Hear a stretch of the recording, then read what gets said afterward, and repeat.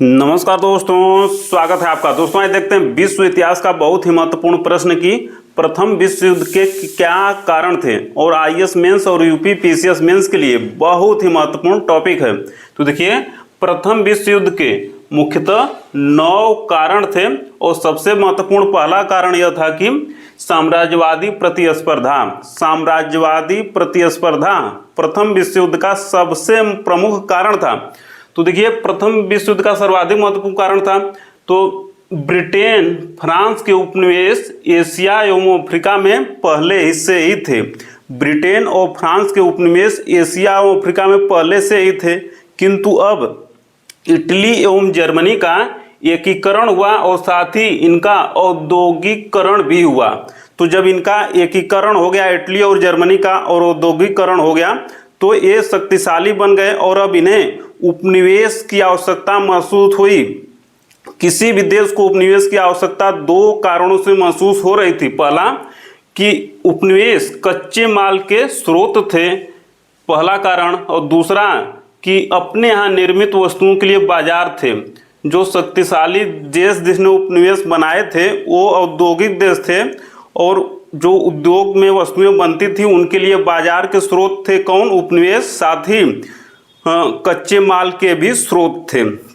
तो ये पहला कारण। दूसरा कि कूटनीतिक संधियां भी प्रथम विश्व युद्ध का एक प्रमुख कारण थी। तो देखिए, जर्मनी की एकीकरण के क्रम में बिस्मार्क ने फ्रांस से अल्सॉस लॉरेन क्षेत्र ले लिया, और साथ ही अपने को और अधिक शक्तिशाली बनाने के लिए बिस्मार्क ने ऑस्ट्रिया एवं इटली से कूटनीतिक संधि की। इस प्रकार देखिए, एक गुट बन गया जिसमें था जर्मनी, ऑस्ट्रिया और इटली, एक गुट बन गया। अब इसके प्रत्युत्तर में फ्रांस, इंग्लैंड एवं रूस का एक गुट बन गया, और जब एक गुट बन गया तो चीजें और भी बद से बदतर हो चली क्रमशः। तो दूसरा, कूटनीतिक संधियां भी प्रथम विश्व युद्ध का एक प्रमुख कारण था। तीसरा कारण था सैन्यवाद। तो देखिए, जर्मनी की नौसेना बहुत तेजी से बढ़ रही थी। जर्मनी अपनी नौसेना को बहुत ही शक्तिशाली, बहुत ही तेजी से बना रहा था। तो इस कारण से इंग्लैंड आशंकित हो गया, और साथ ही देखिए यूरोप के अन्य देशों के बीच भी परस्पर देखिए घृणा का वातावरण था, परस्पर भय का वातावरण था, और परस्पर आशंका का वातावरण था। तो जब किसी भी देश के प्रति घृणा होगी, भय होगा, आशंका होगी, तो अपना सैन्यकरण तेजी से बढ़ाएगा। तो इस सैन्यवाद भी अर्थात सैन्य सेना को बढ़ावा देना भी प्रथम विश्व युद्ध का एक प्रमुख कारण बना।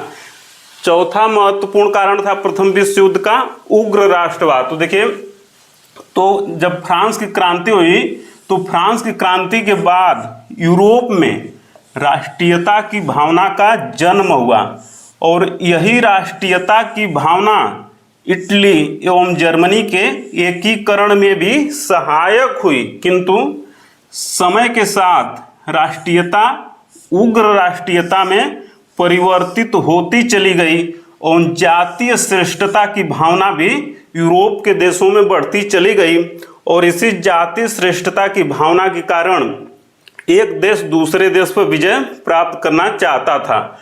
तो उग्र राष्ट्रवाद भी एक प्रमुख कारण बना प्रथम विश्व युद्ध का। प्रथम विश्व युद्ध का 5वां महत्वपूर्ण कारण था अंतर्राष्ट्रीय संस्था का अभाव। तो देखिए, उस समय विश्व में कोई अंतर्राष्ट्रीय संस्था ऐसी नहीं थी जो विभिन्न देशों के आपसी विवादों का शांतिपूर्ण ढंग से समाधान कर सके। उस समय विश्व में कोई ऐसी अंतर्राष्ट्रीय संस्था होती जो विभिन्न देशों के बीच आपसी विवादों का समाधान शांतिपूर्ण ढंग से कर देती, तो हो सकता है प्रथम विश्व युद्ध न होता। तो ये 5वां कारण। छठा कारण कि समाचार पत्रों का दुष्प्रचार। तो देखिए, फ्रांस, जर्मनी एवं इंग्लैंड के समाचार पत्रों ने अपने विरोधी देश के प्रति दुष्प्रचार की नीति अपनाई।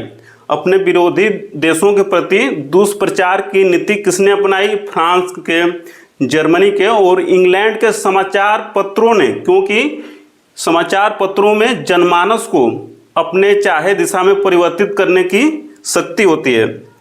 तो इस दुष्प्रचार की नीति ने युद्ध का वातावरण पहले से ही घना कर दिया, क्योंकि युद्ध का वातावरण इन 5 कारणों से पहले ही हो गया था। छठा कारण था समाचार पत्रों का दुष्प्रचार। प्रथम विश्व युद्ध का 7वां प्रमुख कारण था बाल्कन क्षेत्र की जटिलता। तो देखिए यूरोप में जो बाल्कन क्षेत्र है, तो बाल्कन क्षेत्र में सर्ब एवं स्लाव जाति का मुद्दा भी प्रथम विश्व युद्ध का एक कारण बन गया।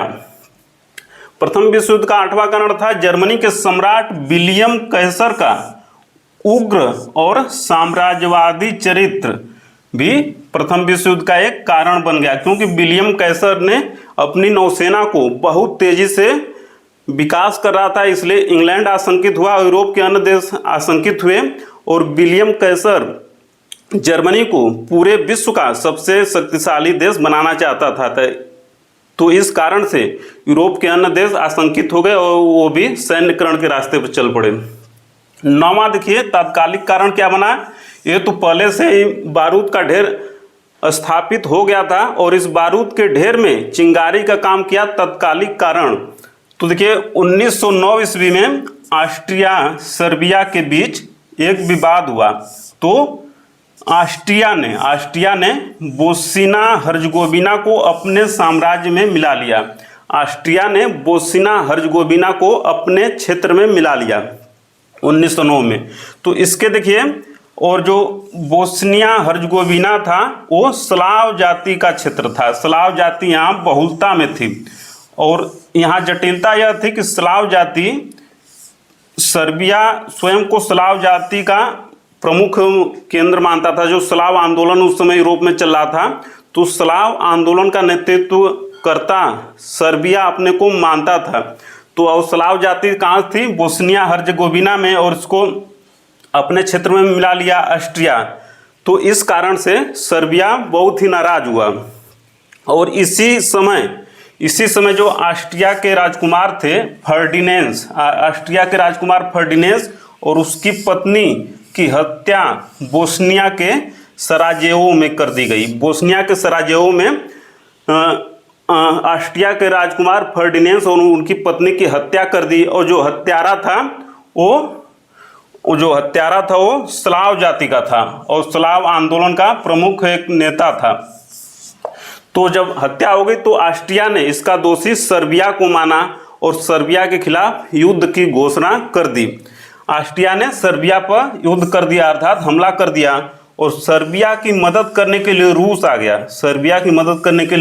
गया और ऑस्ट्रिया की मदद करने के लिए जर्मनी आ गया, क्योंकि ऑस्ट्रिया की संधि जर्मनी के साथ थी और इटली के साथ थी।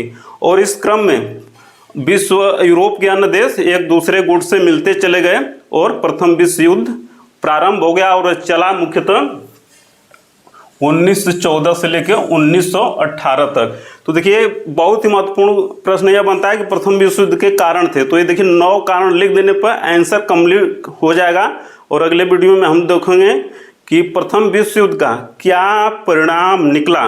तो आज इतना ही दोस्तों, मिलते हैं जल्दी अगले प्रश्न में, तब तक सादर नमस्कार।